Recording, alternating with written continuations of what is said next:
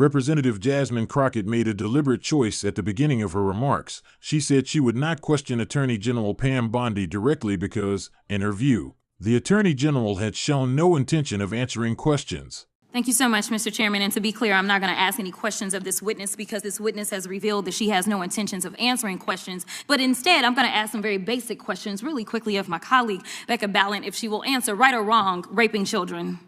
Wrong. Right or wrong, killing random citizens.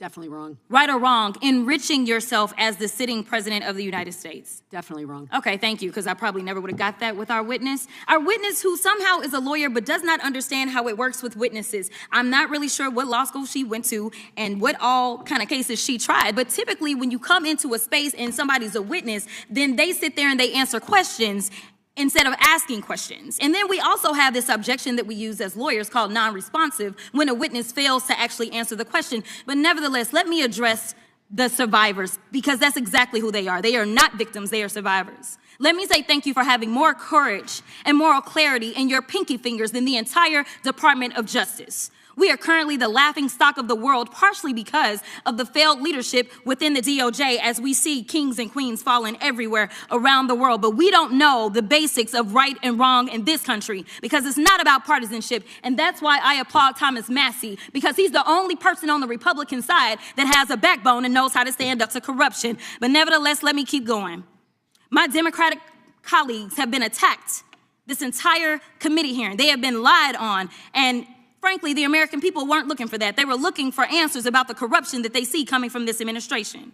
In the written testimony of this witness, of this particular witness, she stated that when she took office, she had two main goals. The first was to end the weaponization of justice, and second, to return the department to its core mission. Not only have you lied about both, you've intentionally done the exact opposite. You're spending more taxpayer resources arresting journalists than you are prosecuting pedophiles and creeps. In fact, your boss, the President of the United States, stated that this administration, quote, took the freedom of speech away. And at your direction, DOJ has arrested Don Lemon and Georgia Fort. And I might add that y'all actually had a judge that rejected y'all for trying to arrest Don Lemon before, just like the grand jury rejected y'all as it relates to Senator Kelly, just like a grand jury rejected y'all as it relates to Senator Slotkin, just like the case against Tish James was dismissed and the case against Mr. Comey was dismissed. I completely don't get how it is that you're sitting at the top of DOJ because you don't seem to be good at your job.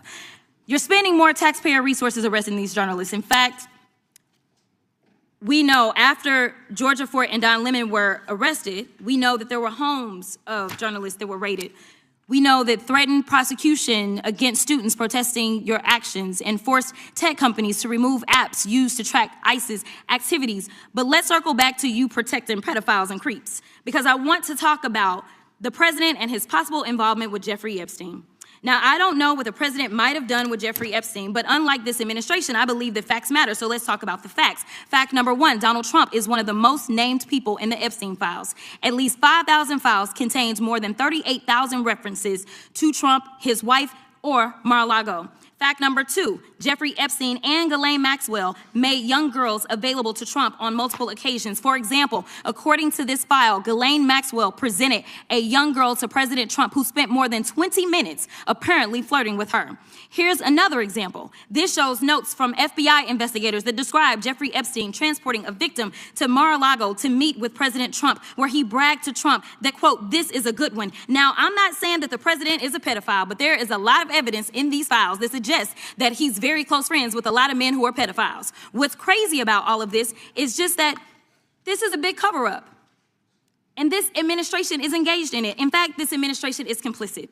But there are numerous others, like how the DOJ is attempting to obstruct justice in the investigation of the rogue agents who have murdered American citizens, or how the DOJ seized voter data from Fulton County in an attempt to steal the 2026 midterm elections, or how federal agents have Tom Homan on tape accepting a bribe and your agency killed the investigation, or how your agency is ready to give the president a $230 million payday, which is unconstitutional. The Constitution is clear. The president shall not receive any payment except his salary while in office. The fact of the matter is that you will be remembered as one of the worst attorney generals in history, an attorney general who has prioritized obstruction over justice, corruption over the law, fealty to the president over loyalty to the Constitution. And Mr. Chairman, I will yield. Gentlelady yields. Gentleman from Missouri is recognized. Excuse me, gentleman from Kansas, the Attorney General, former Attorney General, Mr. Schmidt is recognized.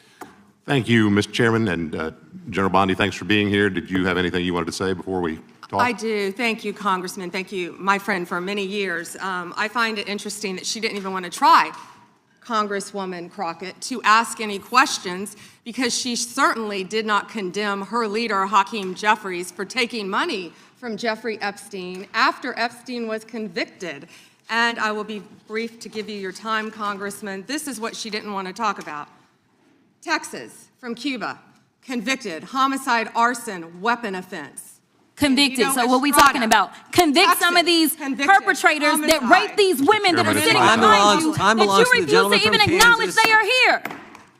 Time belongs to the Texas. gentleman from Kansas. That opening wasn't procedural, it was strategic. Crockett was framing the moment as one about accountability. If a witness won't engage substantively, she implied, then the hearing becomes something else entirely, a performance without transparency. Crockett then pivoted to moral clarity, asking simple right or wrong questions about child rape, violence, and self-enrichment while in office. On the surface, those questions seemed basic, even obvious.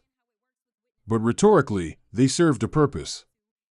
She was creating contrast, clear moral absolutes versus what she argued is moral ambiguity inside DOJ leadership. Her central charge was severe that under Bondi, the Department of Justice has shifted from neutral law enforcement to political enforcement.